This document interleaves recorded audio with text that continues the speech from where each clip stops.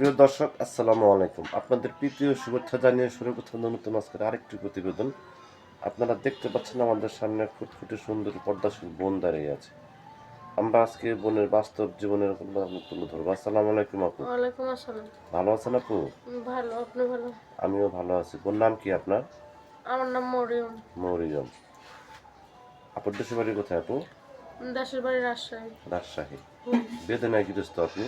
আমি গৃহস্থ। গৃহস্থ। কি কাজ করেন আপনি? আমি কিছু করি না, মানে আমার বাবা ছিল, আরেকটা বিয়ে করে চলে গেছে। আমার আম্মু অসুস্থ, এখন মানে নিরুপায় হয়ে পড়ছি কিছু। এখন আইসি প্রতিবেদনে যদি একটা ভালো মনের মানুষ পাই যে আমার পাশে থাকবে, আমার যদি বিয়ে শাদী করো, ওটা আমার মার একটু দেখবে। লেখাপড়া জানেন? জানি, অল্প কিছু জানি। নামাজ কালাম পড়তে পারেন? হ্যাঁ, পারি। এই যে আপনি পর্দা করে আসছেন, সবসময় কি পর্দার মধ্যেই থাকেন? হ্যাঁ, পর্দার মধ্যেই থাকি। ইউটিউব চ্যানেলে আসছেন, অনেক ব্যক্তি আপনাকে ফোন দিবে বা ফোন দিয়ে কথা বলতে চাইবে, ঠিক মতো কথাবার্তা বলবেন তো? হ্যাঁ, বলবো না কেন, অবশ্যই বলবো। ইউটিউব চ্যানেলে কি সাহায্য সহযোগিতার জন্য আসছেন না মনে মানুষের জন্য আসছেন? না ভাই, সাহায্য জগতের জন্য কেন আসবো? ভালো একটা মনের মানুষের জন্য আইছি, যে আমার পাশে থাকবে, আমার দায়িত্ব নেবে, এরকম একটা মানুষ চাই যে আমাকে বিয়ে শাদী করবে। তো আপনি কি বিয়ে প্রস্তাব আসে না? আসে তো, মনে অনেক টাকা চায়, যৌতুক চায়। টাকা চায়, যৌতুক চায়। হুম। বয়স চলে কত আপনার? 18। তো এখন দেশ বিদেশ থেকে যদি কোনো ব্যক্তি বলে যে মরিয়ম, আমি তোমাকে ভালোবাসি বা তোমাকে বিয়ে শাদী করতে চাই, তোমার দায়িত্ব নিতে চাই, আপনি কি রাজি হবেন? হ্যাঁ, হবো না কেন, অনেক রাজি হবো।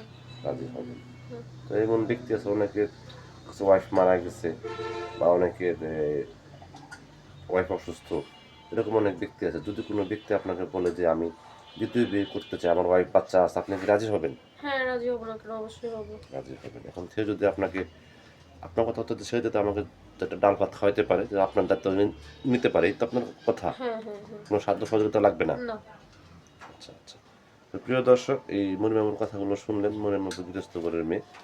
যদি কোনো ব্যক্তি আপনাকে ভালোবেসে কাছে করতে চান বা যোগাযোগ করতে চান, আপনার নাম্বারটি হচ্ছে 01774128115। নাম্বারটা আমি আবারও বলছি, 01774128115। এই নাম্বারে যোগাযোগ করতে পারবেন। প্রেম, ভালোবাসা, সাহায্য, সহযোগিতা যে যেটাকে বলছে, এটা আপনাদের একান্ত ব্যক্তিগত ব্যাপার। বেশি বেশি করে নামাজ পড়েন এবং বেশি বেশি করে দেশটাকে ভালোবাসেন। ভালো থাকেন। আসসালামু আলাইকুম।